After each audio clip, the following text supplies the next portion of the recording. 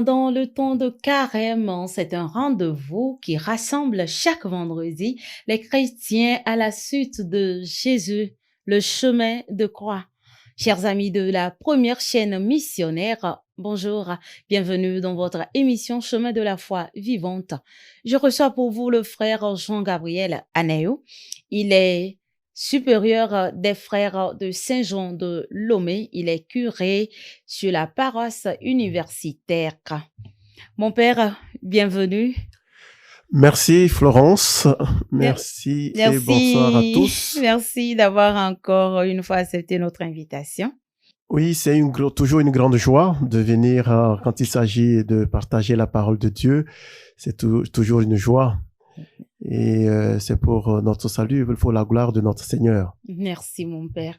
Alors, cher Père, aujourd'hui, vous allez nous aider à comprendre le sens de chemin de croix. Cher Père, qu'est-ce que le chemin de croix? Quelle est son origine dans la tradition chrétienne catholique? Alors, le chemin de croix, c'est une dévotion chrétienne, une pratique spirituelle, un exercice spirituel, peut-on dire, qui retrace les derniers moments de la vie de Jésus sur terre, notamment sa passion, donc sa passion et sa mort, jusqu'à sa mise au tombeau, donc de sa condamnation à mort jusqu'à sa mise au tombeau, en passant par sa mort sur la croix. Et le chemin de croix comporte 14 stations. 14. Donc, chacune de ces stations met un accent particulier sur le moment important de la souffrance de notre Seigneur Jésus-Christ. Mon père, pourquoi 14? Pourquoi 14? Alors, ça pouvait être plus, mais ceux qui ont découvert ou pensé au chemin de croix, donc ils ont regardé dans les Écritures et les moments importants qu'ils ont jugés à mettre en lumière, eh bien, ce sont ces 14 moments. D'autres peuvent trouver plus que ça, plus que 14. Okay. Mais alors, il faut préciser aussi l'origine de ce chemin de croix. Il remonte vraiment au 1er siècle du christianisme. Lorsque les chrétiens d'Europe montaient à Jérusalem pour marcher sur les traces de notre Seigneur Jésus-Christ, ils ont été frappés par les souffrances du Christ. Et ils ont commencé à vouloir vraiment suivre ses pas et méditer profondément sur ce qu'il a souffert pour nous.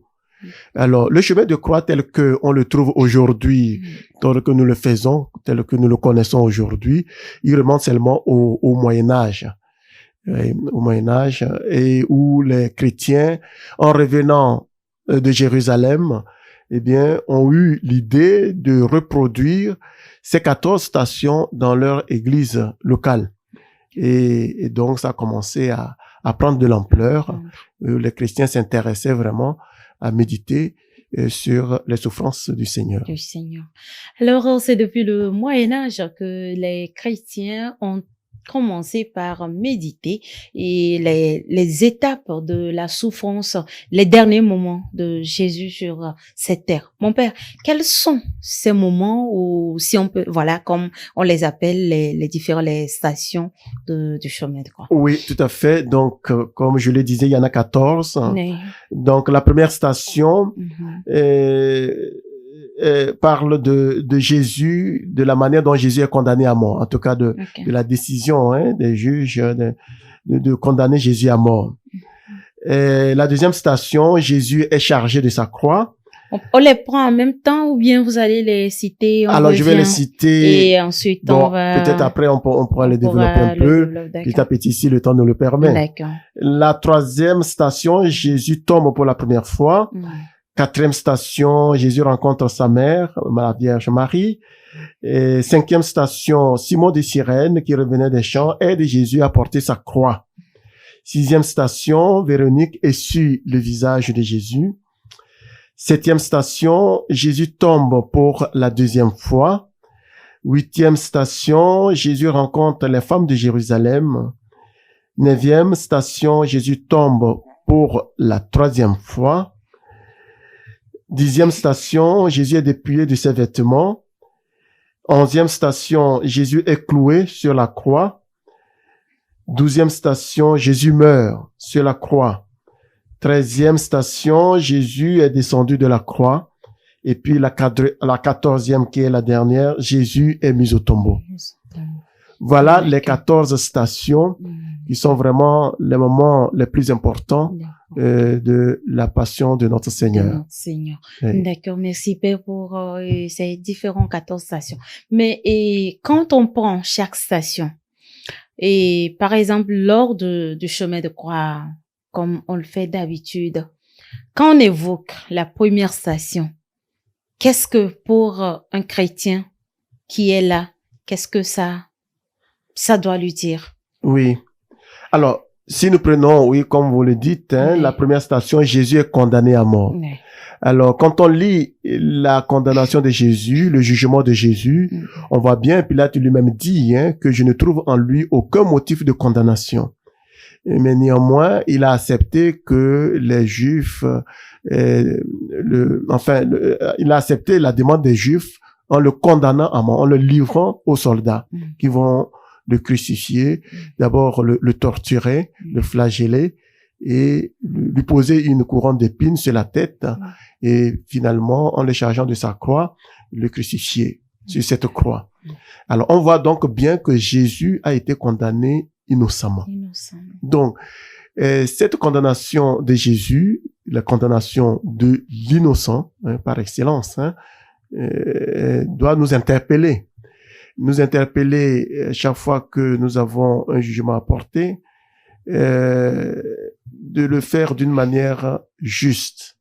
Et puis, pour nous, il peut arriver aussi qu'on soit condamné injustement. Et ça peut arriver d'une manière ou d'une autre. Et ça va que Jésus l'a porté avant nous. Et ça nous amène à ne pas nous désoler et à nous associer à ce que Jésus a vécu. Mais mon père, ça fait très mal quand on est victime d'une injustice, c'est-à-dire vraiment flagrante. On sait que non, ça devait être comme ça, mais plutôt on renverse la situation. Évidemment, évidemment. Alors, les condamnations injustes peuvent avoir plusieurs raisons. L'homme peut se tromper, le juge peut se tromper. Ça peut être aussi d'une manière consciente, vouloir coûte que coûte condamner une telle personne pour des motifs soit politiques ou c'est pas social, que sais-je. Donc l'injustice, on peut la rencontrer à tous les niveaux et dans tous les milieux de notre vie. Et ça fait mal, évidemment. Ça fait très mal. On connaît des personnes qui ont été mises en prison alors qu'elles sont innocentes. Et on a vu aussi des personnes, après plusieurs années, 20 ans, on découvre que la personne a été condamnée injustement. Mais quand on est chrétien, c'est bien évident qu'il ne faut pas l'accepter, voilà, entre guillemets, d'une manière bête. Il faut chercher à se défendre, mais d'une manière chrétienne, j'allais dire. C'est-à-dire, quand on a donné toutes les raisons, quand on a fait tout ce qu'on peut, donc ça remet totalement à Dieu en sachant que Jésus lui-même l'a porté avant nous. Et plus que ça, et ça va que toute condamnation injuste, toute souffrance que nous portons, peut-être que j'anticipe sur cette, toute condamnation, toute souffrance que l'on peut porter d'une manière injuste. Oui, non, c'est-à-dire volontairement. Après avoir tout fait pour montrer son innocence, eh bien, devant Dieu, c'est méritoire. Oui, toute souffrance portée d'une manière volontaire pour notre salut à nous et le salut de tous les pécheurs est vraiment méritoire. D'accord. Alors, la deuxième station? La deuxième station, Jésus est chargé de sa croix. Alors, nous savons que Jésus, c'est la croix de Jésus, ce sont nos souffrances. Donc, nous pouvons comprendre que Jésus a porté, Saint Paul le dit à maintes reprises, dans dans son épître aux Corinthiens, la première épître aux Corinthiens, au chapitre 13, je crois, chapitre 13, verset 5 et 3, il disait que Christ a souffert pour nos péchés. Le Christ a souffert pour nos péchés. Et le Christ a souffert pour nos péchés. Si nous méditons profondément sur cette deuxième station, nous pouvons bien comprendre comment Jésus a porté sur lui nos souffrances. Et être reconnaissant pour ce qu'il a souffert pour nous. Hein? Il n'a pas souffert parce qu'il a péché. Il a porté nos péchés. Et ce n'est pas les péchés du monde dans l'anonymat. C'est mes péchés, moi, ici et maintenant. Okay. Moi, d'une manière singulière, comme si j'étais seul. Oui. Donc, il a porté tout ce que moi, je porte dans mon cœur comme péché. D'accord. Oui. Okay. La troisième station, Jésus tombe pour la première fois. Et donc, on voit là le poids de nos péchés. Cette croix de Jésus, elle est lourde. Il sera mis sur cette croix, ça veut dire qu'elle a la grandeur, c'est pour imaginer la grandeur de cette croix. Donc, elle est lourde. Donc, il a porté, et ce sont nos péchés. Nos péchés sont lourds. Et donc, c'est pour cela que Jésus tombe. Mais, on voit par 3 fois, Jésus tombe. Il y a 3 chutes de Jésus, mais à chaque fois, il se relève. Donc, par ces chutes, ces 3 chutes, Jésus nous enseigne la persévérance vraiment dans la lutte contre le mal, contre le péché. De ne jamais baisser les bras, de ne jamais nous résigner à nos péchés, à nos faiblesses, mais de lutter de toutes nos forces, vraiment, par la grâce de Dieu pour nous en sortir. D'accord. Oui. Alors, la 4e station, Jésus rencontre sa mère. Jésus rencontre sa mère, la Vierge Marie, et qui l'a portée dans son sein, qui l'a mise au monde. Et c'est un moment assez pathétique. Parce qu'imaginez une mère qui voit souffrir son fils et elle sait pertinemment qu'il n'a rien fait, qu'il est innocent. Et voir son fils qui souffre terriblement de cette manière, c'est vraiment déchirant. Elle avait un cœur déchiré complètement. Mais elle l'a accepté. D'ailleurs, comme on le voit, on nous dit qu'elle était debout au pied de la croix. Donc Marie a accepté cette souffrance de son fils parce que elle s'est associée à son mystère. Elle a compris que à travers cette souffrance, eh bien, il faisait la volonté du Père. Il faisait la volonté de Dieu. Et alors, à travers la souffrance de son cœur, Simeon l'avait prédit, le jour de la présentation au temple, une épée transpercera le cœur. Et elle va accepter cette souffrance. Et en acceptant cette souffrance, elle s'associe à la mort, à la passion de son fils. Et elle nous appelle à suivre son exemple, quand on souffre, d'accepter de nous associer à la souffrance de Christ. C'est vraiment, il y a beaucoup à dire sur la souffrance de la Vierge Marie. Et je crois que les femmes qui ont des enfants, encore plus celles qui ont perdu un enfant, le comprennent mieux. Et qui plus est, l'enfant unique, puisque Jésus était l'enfant unique. Donc, la Vierge Marie l'a accepté. Et on suppose qu'au moment au moment de la passion de Jésus, Joseph n'était plus là. Parce qu'il serait inconcevable que Joseph, je parle de Joseph, que Joseph n'était plus là. Il serait inconcevable que Joseph soit là et laisse Marie et Jésus seul sur cette voie de la souffrance. Il serait là qu'il aurait peut-être même défendu son fils. Oui, pourquoi pas. Parce que c'était un père, il l'a protégé quand il était enfant, en fuyant avec lui en Égypte. Donc, ce n'était pas à ce moment-là qu'il va le laisser. Oui. D'accord. Ok.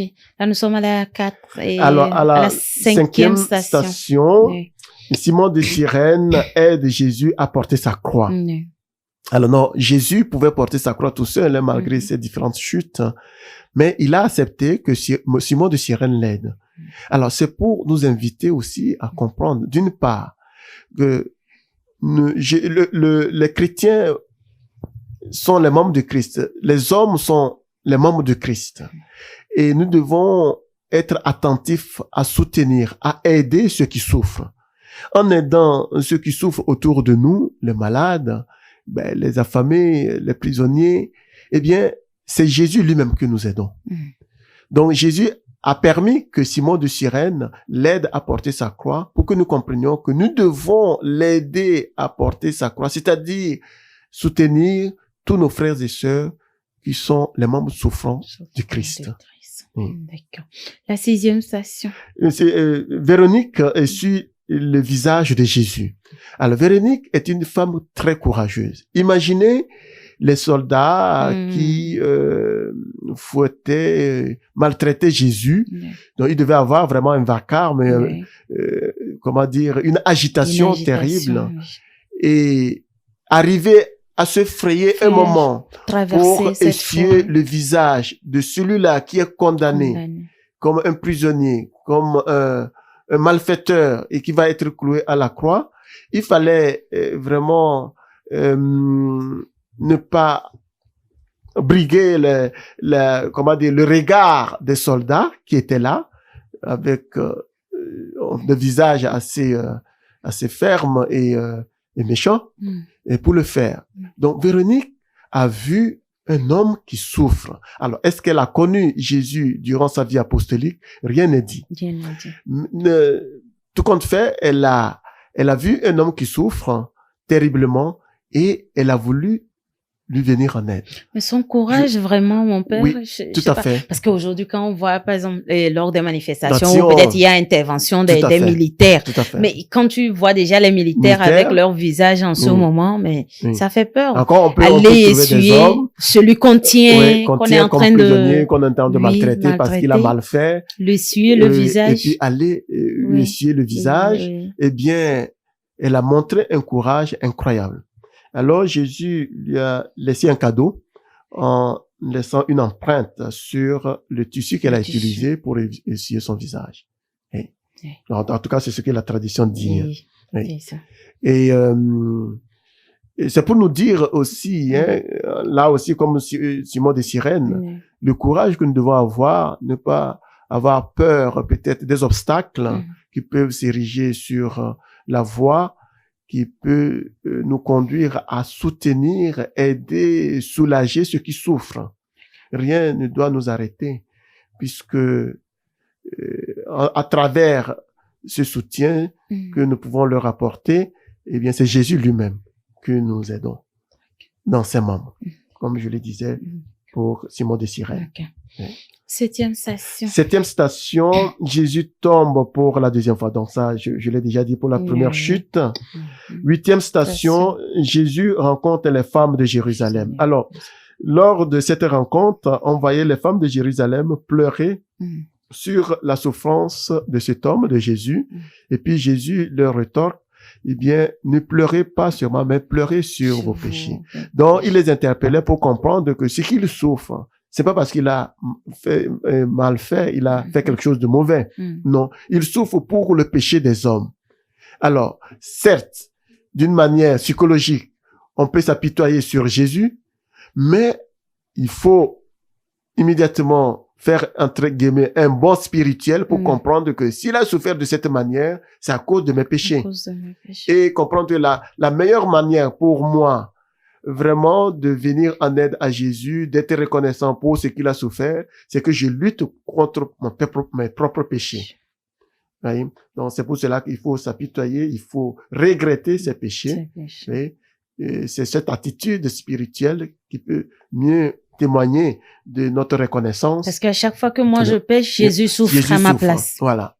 Puisque ce sont mes péchés qu'il a portés, il continue de les porter aussi d'une certaine manière. Si je continue, même s'il est dans la gloire, un père souffre toujours pour ses enfants qui pêchent, qui n'écoutent pas, voilà. Alors, la 9e station. 9e station, Jésus tombe pour la 3e fois, 3e chute. 10e station, Jésus est dépouillé de ses vêtements. Alors, Jésus s'est laissé dépouiller de ses vêtements. Eh bien, cette station nous montre bien que Jésus, quitte cette terre sans rien du tout, sans rien retenir comme richesse matérielle, même pas ses vêtements.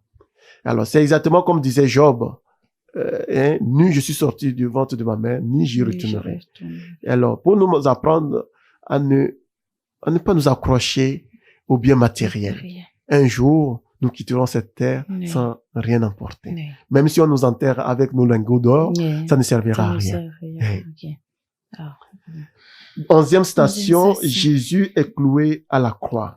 Voilà, c'est le moment vraiment où Jésus accepte d'étendre ses mains, les paumes de ses mains, et dans lesquelles on pose les clous, des énormes clous, et avec un martèle pour les enfoncer contre le bois. Et Jésus va jusqu'au bout de sa souffrance, jusqu'au bout de ce qu'il a porté pour nous sauver. Deuxième station, Jésus meurt. Et Jésus, en mourant sur la croix, l'Écriture dit, les évangiles disent, il remit son esprit à Dieu. Il remet son esprit à Dieu. Donc, Jésus, l'Épître aux Hébreux nous dit qu'il a obéi jusqu'à la mort. Donc, Jésus est allé jusqu'au bout de l'obéissance au Père, qui lui demande d'accepter cette souffrance pour nous sauver de nos péchés. La 13e station, donc Jésus est descendu de la croix. En le descendant de la croix, il est remis à la Vierge Marie. Une certaine station le met en lumière. Imaginez cette mère qui porte son enfant dans ses bras, sans vie. Elle qui l'a porté quand il était enfant, bébé, quand il est né. C'était un moment joyeux, mais ici, il le porte dans ses bras. Le corps est sans vie.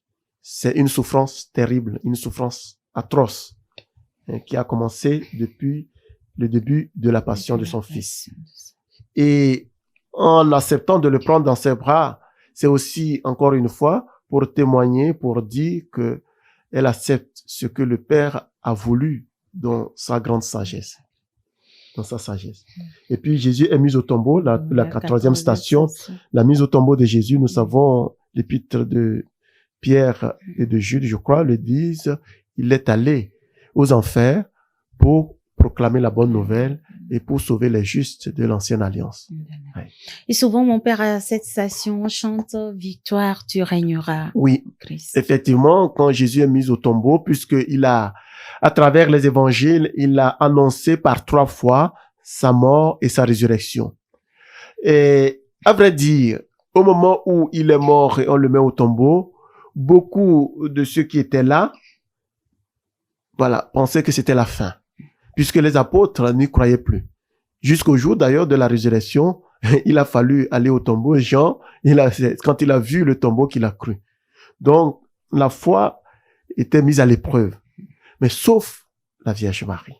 En tout cas pour nous, oui. C'est clair que la Vierge Marie a souffert parce que son fils est mort, mais elle, dont Saint Luc dit par 2 fois qu'elle gardait la parole de Dieu, tous les événements de son fils dans son cœur, elle les méditait.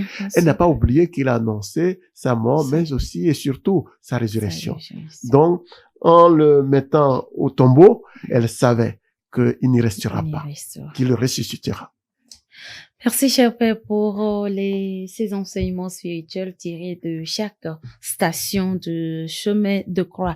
Mon Père, en évoluant, et aujourd'hui, comment le chemin de croix est-il célébré dans différentes régions du monde entier? Alors, justement, donc, le chemin de croix peut se célébrer de différentes manières. Okay. Oui. Donc, dans certaines régions, en France, par exemple, il est célébré dans les églises. Okay. Bon, il peut arriver qu'on le célèbre aussi dans les rues, dans la nature, dans les champs. Et en Italie, il est célébré beaucoup plus dans les sanctuaires. On le célèbre aussi au Colisée, dans le Colisée à Rome. Donc, pour montrer vraiment comment certains chrétiens ont souffert sous la dent des bêtes dans le Colisée, puisque c'est là que voilà, on livrait les chrétiens, certaines personnes aux bêtes féroces. En Espagne aussi, donc il est célébré avec la statue de Marie de Jésus. Ça peut être dans les églises, dans les rues aussi. Et puis dans certaines régions, ici en Afrique, ça se fait, et en Amérique latine aussi. Bon, je crois qu'en Europe aussi. Donc ça peut se faire avec des représentations, avec des personnages vivants, c'est-à-dire des hommes qui jouent, n'est-ce pas? Et la passion. On le fait en Afrique, oui. Oui. On le fait souvent. Donc là, c'est dans les rues. Oui. Et on le fait souvent le vendredi saint surtout. Surtout. Le vendredi saint. Alors, et on peut le célébrer dans certaines régions. On le célèbre uniquement le vendredi saint. Dans d'autres, comme nous ici, c'est surtout pendant tout le temps de carême. Et d'autres le célèbrent toute l'année, tous les vendredis. Oui, donc ça dépend, n'est-ce pas, des dévotions, ça dépend des régions. Alors, Père, pourquoi, voilà, et vous avez évoqué le vendredi, pourquoi le choix du vendredi pour cette célébration? Oui, c'est justement parce que Jésus lui-même a souffert sa passion un vendredi. Oui, un vendredi où il a souffert et donné sa vie pour l'humanité. Donc c'est pour cela que la tradition a voulu mettre la célébration du chemin de croix le vendredi. Et alors, est-ce qu'il y a encore un enseignement peut-être particulier qu'on peut tirer des stations de chemin de croix? Oui, on peut toujours méditer et approfondir tous ces différents moments de la passion de notre Seigneur, surtout nous les appropriant. Hein? Donc, bon, on a déjà fait un peu le tour de chaque station. Et chacune de ces stations lire des enseignements qu'on peut toujours approfondir. Donc, de la première à la 14e station. D'accord. Alors, en quoi le chemin de croix est-il pertinent pour les chrétiens aujourd'hui? Pour nous aujourd'hui. Oui, le chemin de croix est vraiment pertinent pour nous aujourd'hui parce que il nous aide à méditer sur la passion de notre Seigneur Jésus-Christ. Donc, à voir combien il a souffert pour nous en méditant, en réfléchissant sur les différents textes qui rapportent la manière dont il a souffert, eh bien, on comprend combien il a souffert pour nous. Eh bien, il nous renouvelle aussi notre foi et notre engagement à suivre le Christ parce que quand on voit comment il a souffert pour nous, eh bien, ça appelle de notre part une réponse d'amour aussi. Parce que comme lui-même le disait dans l'évangile de Saint Jean chapitre 15 verset 3, il dit nul n'a de plus grand amour que celui-ci, donner sa vie pour ceux qu'on aime. Donc quand on comprend qu'il a versé son sang, il a souffert de cette manière et pour mes péchés, mais je comprends aussi que je dois lui manifester l'amour de mon cœur. Eh bien, ça nous fait grandir aussi dans la compassion avec ceux qui souffrent. Quand on voit comment le Christ a souffert, quand on voit aussi comment certaines personnes autour de nous souffrent, on comprend que le Christ nous appelle à les aider, à les soutenir, comme on a vu Simon de Cyrène et Véronique venir en aide à Jésus. On ne peut pas être ignoré, indifférent vis-à-vis de la souffrance de notre prochain. Et puis, ça nous amène aussi à nous convertir. Parce que on peut pas imaginer que Jésus puisse souffrir de cette manière pour nos péchés et continuer à faire comme si de rien n'était. Et on doit comprendre que nous sommes invités à soulager les souffrances du Christ en luttant d'une manière farouchement. C'est ce que le temps de carême nous offre d'ailleurs, en luttant contre nos péchés, contre nos mauvais penchants, contre nos faiblesses, pour nous convertir. Oui. Mon père, lors de la méditation de chemin de croix, le père énonce une phrase et l'assemblée répond. Et cette phrase est dans sa composition. Pourquoi c'est elle? Nous t'adorons au Christ et nous te bénissons. Et on répond parce que tu as racheté le monde par ta sainte croix. Oui. Ben c'est pour vous savez tout ce qu'on répète grave dans notre cœur, dans notre esprit, ce que ça signifie. Et nous adorons le Christ parce qu'il a souffert pour nous sur la croix. Vous savez, le règne de Christ, comme il est dit, on le voit bien dans l'Apocalypse au chapitre 4 et 5, enfin 5 et 6, le lieu où le Christ manifeste vraiment sa royauté, c'est sur la croix, bizarrement, d'une manière paradoxale. Et c'est le lieu où il rachète l'humanité. Donc, et l'Apocalypse montre bien que si nous adorons Dieu parce qu'il nous a créés, il nous a créés, il nous a donné l'être, eh bien, nous adorons Jésus parce qu'il nous a recréés en mourant sur la croix pour nous racheter de nos fautes. Voyez? Donc, Jésus nous sauve sur la croix. Sur la croix, donc, il règne comme roi. C'est pour cela que cette phrase nous invite à l'adorer, parce que c'est là que se manifeste son règne. Alors, mon père, aujourd'hui, comment pouvons-nous vivre le chemin de croix dans notre vie quotidienne? Alors, je crois qu'on l'a déjà dit d'une manière ou d'une autre, à travers tout ce qu'on a dit. Eh bien, quotidiennement, en méditant sur la passion de notre Seigneur, je comprends que d'abord, le Christ a souffert pour moi. Donc, encore une fois, Jean 15, 3, nul n'a de plus grand amour que celui-ci, donner sa vie pour ceux qu'on aime. Le Christ a donné sa vie pour moi. Je comprends qu'il m'a beaucoup aimé. Et alors, cela m'invite à offrir toutes mes souffrances quotidiennes. Chaque fois qu'il m'arrive de souffrir, souffrance psychologique, souffrance corporelle, physique, spirituelle, eh bien, je suis invité à offrir cela à Jésus. Parce qu'il a souffert avant moi.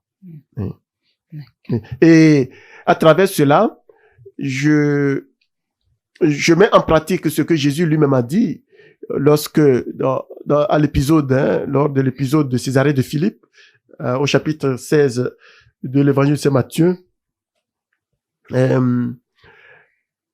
après que Pierre a dit que quand Jésus a annoncé sa mort et sa souffrance, Pierre dit que non, rien ne lui arrivera. Et après cela, Jésus dit, celui qui veut être mon disciple, qu'il se renie lui-même, qu'il prenne sa croix et qu'il me suive. Donc c'est Matthieu chapitre 16, verset 24. Matthieu 16, 24. Donc, celui qui veut être mon disciple, qui se réunit lui-même, qui prenne sa croix et qu'il me suive. Donc, à travers mes souffrances au quotidien, si je les offre au Seigneur Jésus, eh bien, c'est de cette manière que je prends ma croix, réellement, pour suivre Jésus. Et puis, on peut comprendre aussi que si Jésus a souffert de cette manière pour nous pardonner nos péchés, nous sommes invités aussi à pardonner. Vraiment, le pardon est ce qui mine le plus notre vie spirituelle. Parce que beaucoup de chrétiens sont prêts à faire vraiment des pénitences incroyables. Nous sommes en temps de carême. Mais quand il s'agit de pardonner à son frère, d'accepter le pardon, une démarche de pardon de quelqu'un qui nous a offensés, c'est très difficile pour certains. Non, mais c'est difficile, mon père. Quelqu'un qui t'a fait un coup bas, quelqu'un qui allait raconter des faussetés sur toi. Tout à fait. C'est-à-dire, bon, quelqu'un qui te trahit, c'est difficile. Oui, tout à fait. Ça ne peut pas être plus que ce que Jésus a vécu. Quand on médite sur la souffrance du Seigneur, vous voyez, aucun de ses disciples n'était là. Il y avait que Jean. Et la Marie était là, Jean était là, mais tous. Même Pierre, qu'il a choisi comme le responsable, le chef, tous ont fui. Et puis, il a été flagellé, il a été torturé. Mais à la croix, avant de rendre son esprit, qu'est-ce qu'il a dit? Père, pardonne-leur, ils ne savent pas ce qu'ils font. Ah, va le dire. Il savait bien ce qu'il faisait, puisqu'ils l'ont cherché, les Juifs l'ont cherché pendant plusieurs jours. Ils ont fini par mettre la main sur lui. Ils l'ont livré aux soldats. À Pilate et aux soldats, et on l'a mis à mort. Mais là, il dit, Père, pardonne-le, ils ne savent pas ce qu'ils font. Et on ne peut pas dire dans ce que nous souffrons que nous souffrons comme Jésus. On n'est pas encore mis à la croix. Et donc, Jésus nous invite vraiment, et moi je dis toujours que pour nous chrétiens qui entrons dans ce temps de carême, si vraiment nous voulons vivre un bon temps de carême, le premier lieu que nous devons regarder, c'est pas d'abord faire pénitence, même pas prier beaucoup. Hein. Bon, ça ne veut pas dire qu'il ne faut pas le faire. Il faut le faire, mais ça doit être ordonné. À améliorer les relations avec ceux qui sont autour de nous.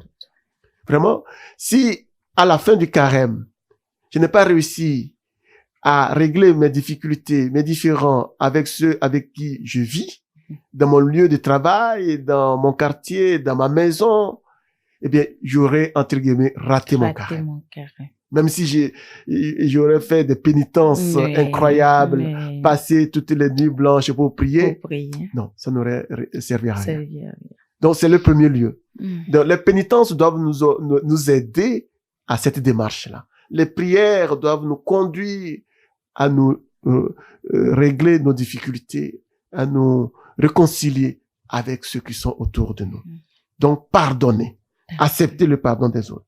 Et puis, on l'a dit aussi, eh bien, quotidiennement, le chemin de croix m'invite vraiment à lutter contre mes péchés. Contre mes péchés à moi. Et puis, il faut faire un sacrifice. Oui, pourquoi pas. Il faut faire des sacrifices pour mes péchés et puis pour aussi le péché des autres. Oui. Parce que nous sommes en communauté. Nous sommes en communauté. On se sauve tout seul. Et on se sauve avec les autres. Alors, nous avons du chemin à faire pendant ce temps de carême, beaucoup d'efforts, de pardonner, faire le sacrifice, beaucoup d'efforts sur le plan spirituel afin que notre carême ne soit pas raté.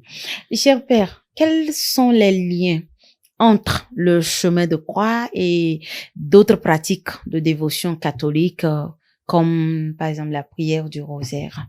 Oui.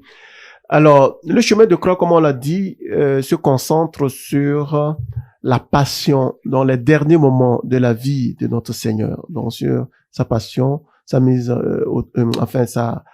sa crucifixion et puis sa mise au tombeau. Alors que le rosaire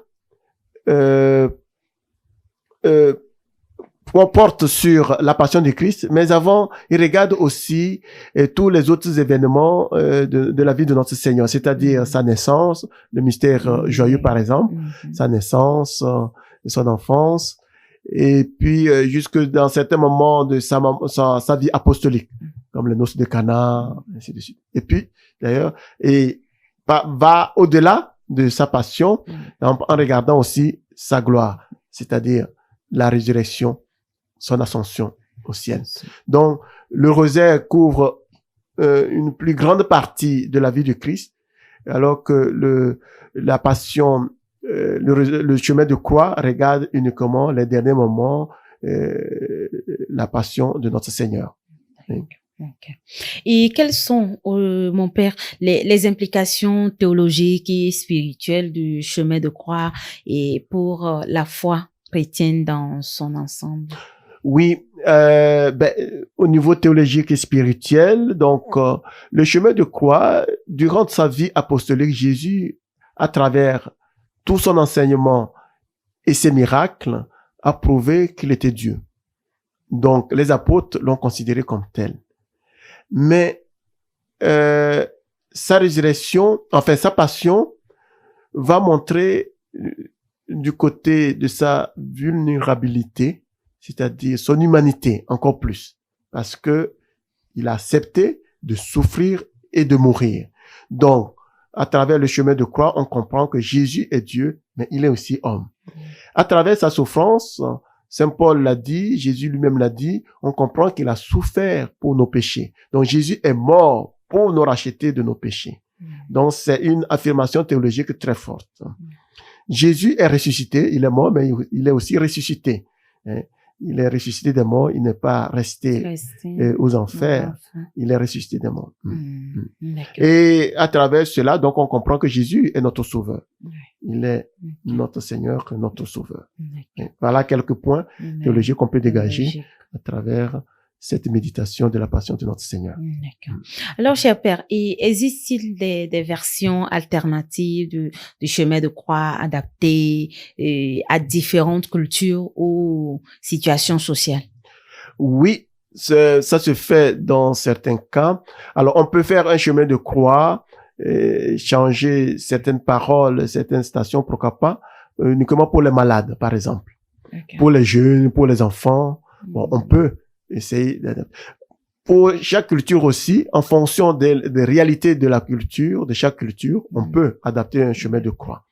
Le tout, c'est de méditer, c'est l'actualisation de la souffrance du Christ dans le milieu et le moment où on le fait. Donc, on peut le faire dans cette intention-là. Okay. Alors, on peut actualiser la souffrance du Christ selon les situations et qu'on vit et selon aussi les régions partout où on se trouve. Comment pouvons-nous aider les jeunes à comprendre et à apprécier le chemin de croix et dans leur foi catholique? Oui. Alors, oui, dans leur foi catholique ou leur foi chrétienne. Oui, leur foi chrétienne. Mais je crois que la première chose, c'est d'expliquer bien aux jeunes ce que signifie le chemin de croix. Okay. Quand on leur explique clairement que Jésus a souffert pour nous racheter de nos péchés, il a porté sur lui nos péchés, je crois que les jeunes comprennent. Parce qu'il y a des jeunes qui souffrent, hein. Ils souffrent d'une manière ou d'une autre. Ils comprennent ce que c'est que la souffrance. Et quand tu vois que quelqu'un peut porter leur souffrance, ben, je crois qu'ils peuvent entrer dans cette intention-là. Ouais. Donc, expliquer tout simplement cette signification du chemin de croix. Et puis, bon, quelquefois, on peut, comme je le disais, adapter aussi un chemin de croix pour eux, à leur compréhension. Voilà, ils peuvent vraiment entrer dans cette intention-là. Mon père, dans la pratique, lors de la méditation de chemin de croix, et est-ce qu'il y a des attitudes corporelles précises, obligatoires? Alors, rien n'est obligatoire, mais souhaitable et conseillé.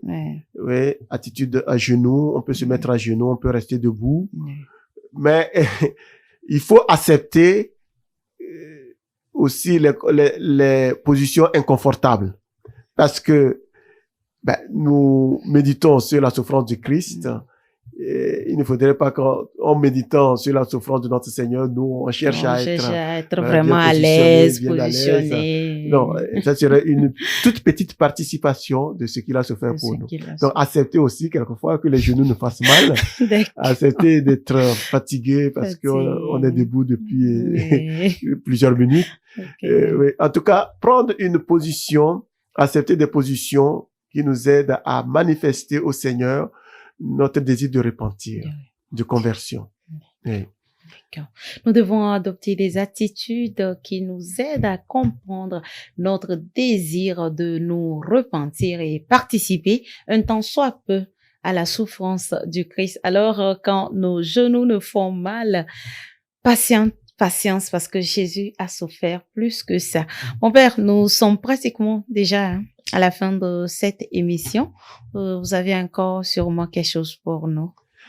Alors, tout ce qu'on peut dire, c'est que ce temps de carême, qui est le temps où nous méditons sur la passion de Christ, nous invite encore à méditer d'abord sur l'amour que le Christ a pour nous, qui l'a conduit à accepter cette souffrance terrible, atroce, pour nous sauver de nos péchés. Et puis, comme on l'a dit, en retour, nous devons lutter, prendre conscience de notre péché et lutter, passer par tous les moyens pour lutter contre toutes ces faiblesses. C'est de cette manière que nous pouvons honorer le Seigneur et lui dire notre reconnaissance pour sa passion et sa mort sur la croix. Lutter, prendre conscience de nos péchés. Très important en ce temps de carême et en méditant le chemin de croix. Et cher Père Jean-Gabriel, merci de nous avoir accordé ce temps d'enseignement. Nous espérons vous retrouver certainement la prochaine fois. Avec joie. Merci, mon Père. Alors, chers amis téléspectateurs, ainsi s'achève cette émission. Merci d'être restés à notre compagnie. Merci de votre fidélité. Restez toujours avec nous. Nos programmes se poursuivent. Merci à la réalisation. On se dit à très bientôt pour un nouveau numéro de votre émission Chemin de la foi vivante. La vie est très courte et belle. Prenons soin de nous. Au plaisir.